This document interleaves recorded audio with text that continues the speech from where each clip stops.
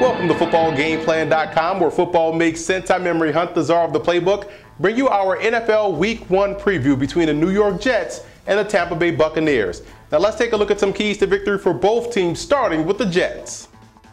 When I look at the Jets in this ball game, I look at their quarterback situation with Geno Smith. I do believe he is the guy that they have to go with for the full season. You just have to incorporate a lot of what he did at West Virginia, and he can have some success with this personnel on the roster. You got to run out those spread sets, spread that field, widen out that Buccaneers defense, and that way they can have a chance. But they're going to need those skill players to step up and make plays consistently. I'm talking about the running backs, the receiving core. Those guys will have to step up and help out a rookie quarterback. Now, defensively, I actually like what I see on the defensive side of football for the Jets. I think they're going to be top 5 this year. They can really push the pocket. They can get pressure off the edge. And they have corners that can match up one-on-one with wide receivers. And they're versatile at the safety position, guys that can get out there and cover as well as be a factor in run support.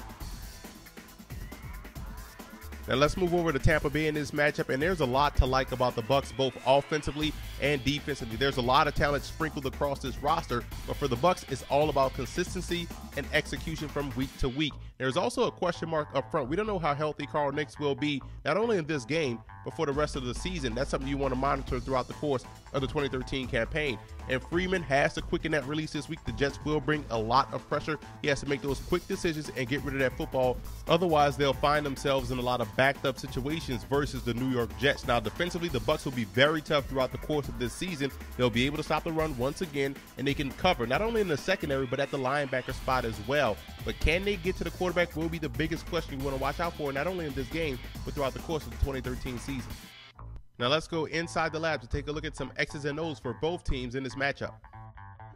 We're going to show you how the Jets can get pressure on Josh Freeman by feeding him some gumbo. We're going to show you a gumbo blitz, and we know Rex Ryan loves to get pressure on opposing quarterbacks by utilizing his safeties. I'll show you how they can do that. First of all, what a gumbo blitz is a lot similar to a banjo blitz, where you have 2 strong side defenders combo covering the tight end and the strong side backer. Where the gumbo blitz differentiates is the fact that now you have a weak side defender, which is your 5 technique on the weak side, spying the weak side running back. So that's the difference between a gumbo blitz and a banjo blitz. It's similar, but it gives that weak side illusion. Now, the blitz we're going to show you is going to show pre-snap cover 2.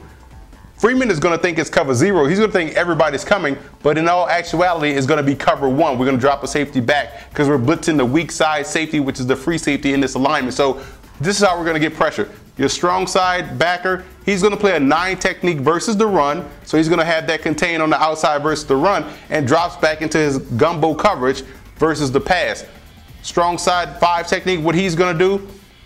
So let's go to the backer. The middle backer, his job is to play the B gap versus the run. He's going to creep up like he's blitzing, play that B gap versus the run, then drop back in his gumbo cover. So you see where we have the 2 guys banjoing or gumboing right here, combo to the tight end and to the strong side backer. Now where we have the nose tackle, what his job is, he's going to slant weak to the A gap. So he's attacking here. Boom, that's his job. Attack that gap with all the aggressiveness to get those guys to pinch and try to pick up the double team. Now what we're going to have the inside backer here. He's going to show blitz like he's attacking the outside shoulder of the guard, hopefully to get a change in the call here. He's going to act like he's attacking the outside shoulder of the guard, and his job is going to blitz the strong side A gap. So he's coming along the other side. You're going to see these guys do that twist, the nose tackle and the strong side backer at the snap of the ball. I'm sorry, the inside backer at the snap of the ball. Now we have the weak side defensive end playing that 5 technique position. His job is to be that contained defender versus the run, but he's going to spy this weak side running back. We also have now the weak side linebacker, which is this guy. He's going to shoot. His job is to chase the strong side run and also play contain versus the quarterback. So he's a contained defender, getting pressure, but he's chasing the strong side run if flow goes that way. Cornerbacks are playing to the inside shoulder of the receivers to try to take away that quick pass. And here's where we're going to think, here's where Freeman's going to think that both, I'm sorry, I got to give you something for the strong side defensive end. His job, honestly, is to play contain through this gap as well. Now, what we have here, you're going to have the strong side, the strong safety, and the free safety. They're going to creep up to the line of scrimmage.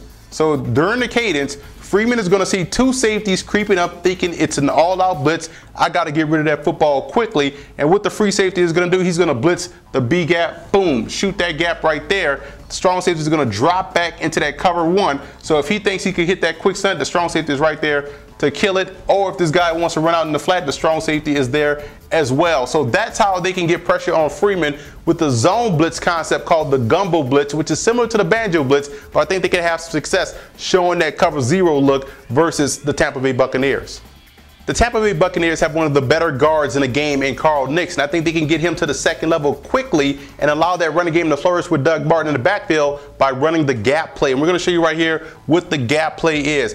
We have drawn up your ace form or your single back formation. We're going to have this either as a tight end or wide receiver. The gap play in itself is an attack play where we're blocking man front side and we're pulling the backside guard in the hole, getting him on this linebacker. So what we're going to do, we're going to have tight end, wide receiver, block that backside backer, tackle, entertain that 5 technique.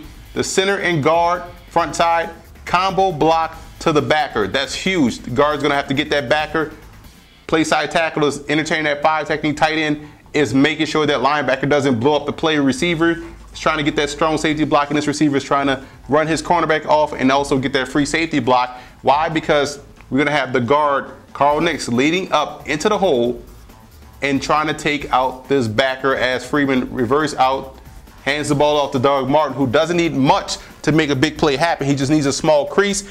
But this is a great opportunity of getting your best player on a linebacker at the second level and getting your running back the football quickly. It's a quick hitting play that I think the Bucs can run to effectiveness this week versus the New York Jets.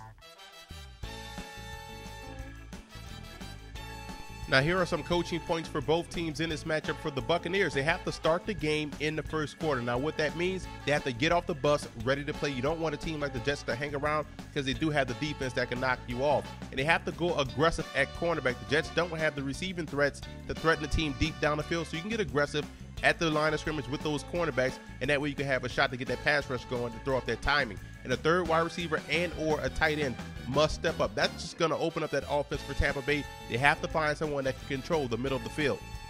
And for the Jets, running from spread formations, in my opinion, will give you the best chance to win. You look at what Geno Smith did well at West Virginia. They ran a lot of 3 and 4 wide receiver sets, spread their defense out, force Tampa Bay to put more cornerbacks than linebackers on the field, and then run the football or attack the individual matchups in the passing game in the slot. And DeJuan Landry, the safety, playing closer to the line of scrimmage, being that field guy, being that alley defender versus the running game. You don't want to allow Doug Martin to get off this week. You want to make the Bucs one-dimensional. That way you can unleash that pass rush. And the biggest battle the Jets have to win this week is up front. Their defensive line versus a weakened Bucs offensive front could lead to them winning this ball game at home.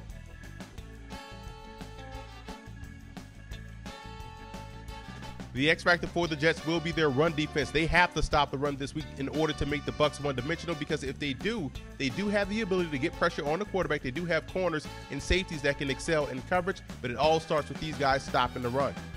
The X factor for the Bucs in this ball game will be the pass rush. If these guys, Adrian Claiborne and Daquan Bowers, can have a meeting at the quarterback, it's going to make that defense that much tougher in 2013. So they have to be able to get to the quarterback, not only in this game, but for the rest of the season.